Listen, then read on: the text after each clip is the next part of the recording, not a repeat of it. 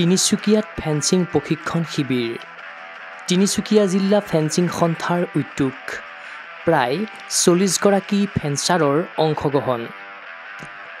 যোৱা 25ৰ পৰা 31 জুলাইলৈকে তিনিচুকীয়াৰ মাকুমত অনুষ্ঠিত হয় 7 দিনীয়া ফেন্সিং প্ৰশিক্ষণ শিবিৰ অসম ফেন্সিং সন্থাৰ অধীনত তিনিচুকীয়া জিলা ফেন্সিং সন্থাৰ উদ্যোগত অনুষ্ঠিত এই শিবিৰত সমাৱেশ ঘটিল জিলাখনৰ বিভিন্ন ফেন্সিং ক্লাবৰ পৰা অহা প্ৰায় 40 গৰাকী খেলুৱৈৰ 7 দিনীয়া শিবিৰটোৰ প্ৰশিক্ষণৰ নেতৃত্ব ল'লে NIS প্ৰশিক্ষক টিংকু কায়স্থই ইফালে শিবিৰৰ উদ্বোধনী অনুষ্ঠানত উপস্থিত থাকিল অসম চৰকাৰৰ মন্ত্ৰী সঞ্জয় কিষাণ অসম ফেন্সিং সন্থাৰ সম্পাদক বিপুল কুমাৰ শৰ্মা তিনিচুকীয়া জিলা ফেন্সিং সন্থাৰ বিষয়ববীয়াসকল উল্লেখ্য যে 18ৰ পৰা 24 জুলাইলৈকে গুৱাহাটীত ৰাজ্যিক ফেন্সিং প্ৰশিক্ষণ শিবিৰ সাফল্যমণ্ডিত হোৱাৰ পাছত জিলা পৰ্যায়তো এনে কাৰ্যসূচী ৰূপায়ণৰ কথা ঘোষণা কৰিছিল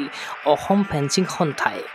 খেলুৱৈসকলে যাতে ন কৌশল আহৰণেৰে সময়ৰ লগত খোজ মিলাই ফেন্সিঙৰ ক্ৰীড়াংগনত আগবাঢ়ি যাব পাৰে সেই উদ্দেশ্য আগত ৰাখি এনে শিবিৰৰ আয়োজন কৰিছে